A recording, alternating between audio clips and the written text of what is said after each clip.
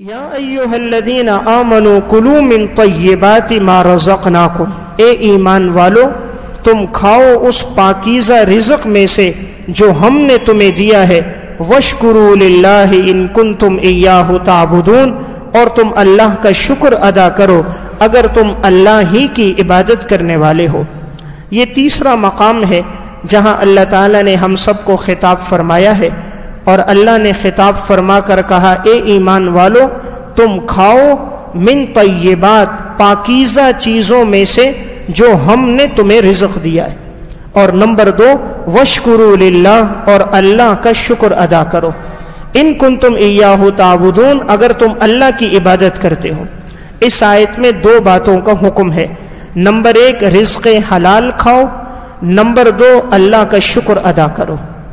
حلال رزق کھاؤ اور اللہ کا شکر ادا کرو۔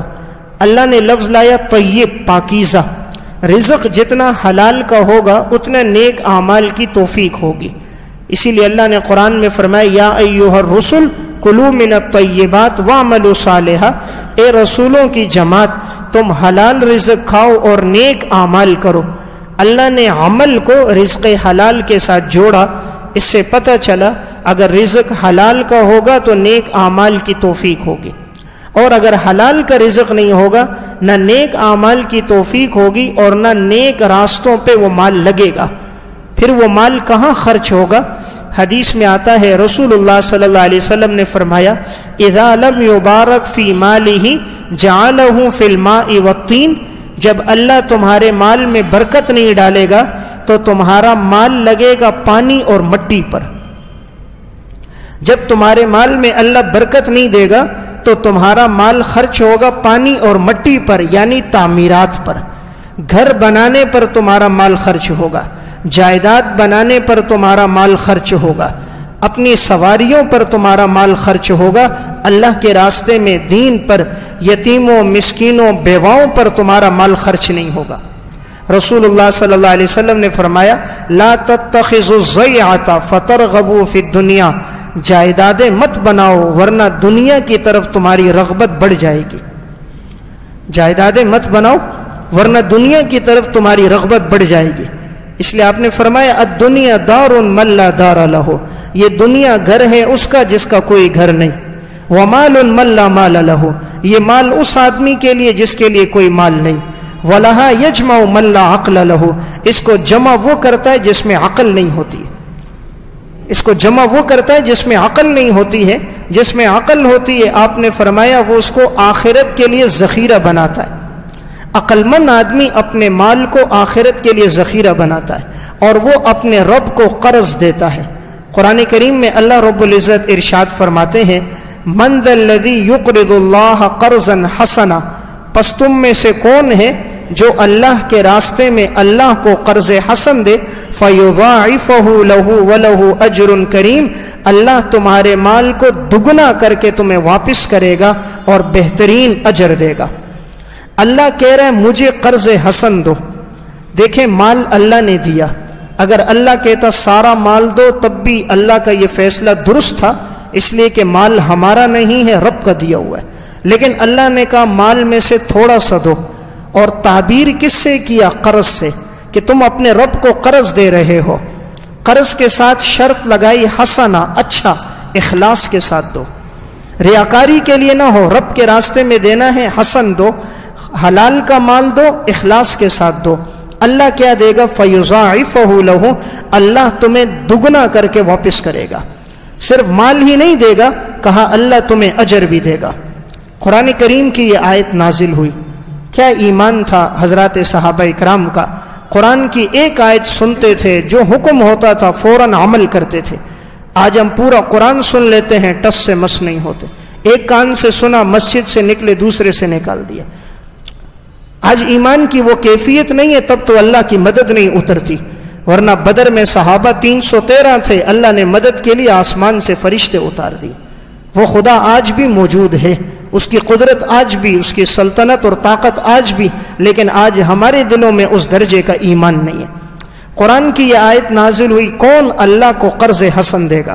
ایک صحابی ہیں حضرت ابو الدحداح رضی اللہ تعالیٰ عنہ، مدینہ میں ان کے کھجور کا باغ تھا اور بڑا ہی قیمتی باغ تھا. ان کی گھر والی اور بچے باغ کے اندر ہی رہتے تھے، وہی ان کی رہائش کی جگہ تھی. انہوں نے قرآن کی آیت سنی، اللہ کو قرض حسن دو. یہ دوڑتے ہوئے گئے باغ کے پاس. باغ کے اندر بھی داخل نہیں ہوئے، باغ کے باہر سے اپنی گھر والی کو آواز دیتے ہوئے کہا، دہدہ باہر نکلو، باہر نکلو، اس لیے کہ یہ باغ میں نے اللہ کے راستے میں قرض دے دیا. وہ خاتون باہر نکلی، پوچھا کیا ہوا؟ کہا قرآن کی آیت نازل ہوئی ہے، اللہ کے راستے میں قرض حسن دو، تو میں نے یہ باغ اللہ کے راستے میں قرض دے رہی ہوں. صحابیات کا بھی کیا ایمان تھا. کہا واہ واہ، خوب، بڑا ہی خوب، کیا ہی تم نے فیصلہ کیا، تمہارے فیصلے کا کیا کہنا، چلو مجھے بھی حضور کے پاس لے کر چلو. یہ دونوں حضور کے پاس گئے. کہا یا رسول اللہ، قرآن اترا ہے، اللہ کے راستے میں قرض دو، ہم آپ کو گواہ بناتے ہیں، ہم نے یہ باغ اللہ کے راستے میں قرض دے دیا. آج کی کوئی خاتون ہوتی اور مرد یہ کہہ دیتا کہ میں نے یہ گھر، یہ باغ اللہ کے راستے میں دیا ہے، مرد کا گریبان پکڑ لیتی، لڑنے کے لیے آ جاتی. کہاں مولویوں کی بات میں آ گیا اور اپنا سب کچھ دے رہا ہے، رہیں گے کہاں، کھائیں گے کہاں سے، مستقبل میں کیا ہوگا. آج اللہ پہ نگاہ نہیں، اسباب پہ نظر ہے. حضرات صحابہ اکرام کی نظر اللہ کی ذات پر ہوتی تھی، اس لیے اللہ ہمہ وقت انہیں دیتا تھا. اس لیے آج ہمارا مال دین پہ خرچ نہیں ہوتا، ہمارا مال ہماری اپنی ضرورتوں پر اللہ اپنے راستے میں لگاتا نہیں ہے، بیماریوں پر، مصیبتوں پر، پریشانیوں پر، تکلیفوں پر، رسموں پر، شادی بیاہ میں غموں پہ لگتا ہے، خدا کے نام پہ نہیں لگتا. اگر دل کا سکون چاہیے تو اپنے مال کو مکانوں پہ خرچ نہ کرو، انسانوں پہ خرچ کرو. دل کا سکون چاہیے، اپنے مال کو مکانوں پہ خرچ نہ کرو، انسانوں پہ خرچ کرو، غریبوں، یتیموں، بیواؤں پر. ان کے دلوں سے نکلنے والی جو دعا ہوگی وہ اللہ تعالیٰ انسان کو پھر عرشوں پر پہنچا دیتا ہے، اور اس کے مال کو پھر اللہ دگنا کر کے واپس دیتا ہے. یہ تو اللہ کا قرآن میں وعدہ ہے، فَيُضَاعِفَهُ، ہم تمہارے مال کو دگنا کر کے واپس کریں گے. تو یہاں اللہ ہمیں حکم یہ دے رہا ہے، اے ایمان والو، کلوا من طیبات، نمبر 1 حلال کھاؤ، حرام سے اپنے آپ کو بچاؤ. آپ صلی اللہ علیہ وسلم نے پیٹ پہ پتھر باندھ دیے، گھر میں فاقہ ہوا، 2 مہینے گزرے ہیں. اہل بیت کے گھر میں، نبوت کے گھر میں 2 چیزیں ہوتی تھیں، یا پانی اور کھجور. یہ امت کو درس دینا تھا، کلوا من طیبات، حلال کھاؤ، حرام سے اپنے آپ کو بچاؤ. اس لیے حرام کے لقمے سے جو اولاد بڑھتی ہے، نشو نما پاتی ہے، وہ کبھی بھی نہ رب کی وفادار ہوتی ہے، عبادت گزار ہوتی ہے، نہ ماں باپ کی فرما بردار ہوتی ہے. حلال کے رزق سے پلنے والے کے اندر عبادت کا جذبہ ہوتا ہے، والدین کی خدمتگاری کا جذبہ ہوتا ہے. دوسری بات اللہ نے کہی، وشکروا للہ، اور تم شکر کرو اللہ کا، کہ اللہ نے تمہیں یہ رزق حلال دیا، تم اللہ کا شکر ادا کرو کہ یا اللہ ہم اس قابل نہیں تھے، یہ تیرا بہت بڑا احسان ہے. آج ہماری زبان پہ شکر نہیں ہے. اللہ نے انعامات بہت دیے ہیں، لیکن ناقدری کے جملے بہت زیادہ ہیں. ہر آدمی یہ کہتا نظر آتا ہے میرے پاس کیا ہے، کچھ بھی نہیں ہے. حالات اس قسم کے، اتنی پریشانیاں، اتنی تکلیفیں، اتنی مصیبتیں، زبان پہ اللہ کا شکر نہیں ہے. آج اگر اللہ آنکھوں کی بینائی چھین لے، کانوں کی شنوائی ختم کر دے، زبان کی گویائی لے لے، معدہ کام کرنا چھوڑ دے، جگر خون بنانا چھوڑ دے، پیشاب کا راستہ بند ہو جائے، پاخانہ اپنے راستے سے آئے نہیں، حافظہ کمزور ہو جائے، یا دماغ کی نعمت اللہ لے کر مجنون اور پاگل بنا دے، تو انسان کیا کر سکتا ہے؟ اللہ کا شکر ہے کہ یا اللہ تو نے صحت کی نعمت دی ہے، وشکروا للہ، شکر ادا کرے انسان. سب سے بڑی نعمت کیا ہے؟ صحت. اس لیے حدیث میں آتا ہے، نعمتان مغبون فیہما کثیر من الناس، الصحت والفراغ. 2 نعمتیں ایسی ہیں کہ اکثر لوگ قدردانی نہیں کرتے. نمبر 1 صحت، اور نمبر 2 وقت. یہ جو اللہ نے وقت فراغت کا دیا ہے، یہ بڑی نعمت ہے. انسان قدر کرے مشغول ہونے سے پہلے، صحت کی قدر کرے بیمار ہونے سے پہلے. اللہ نہ کرے وہ مرض لگ جائے کہ انسان کروٹ بھی بدل نہ سکے.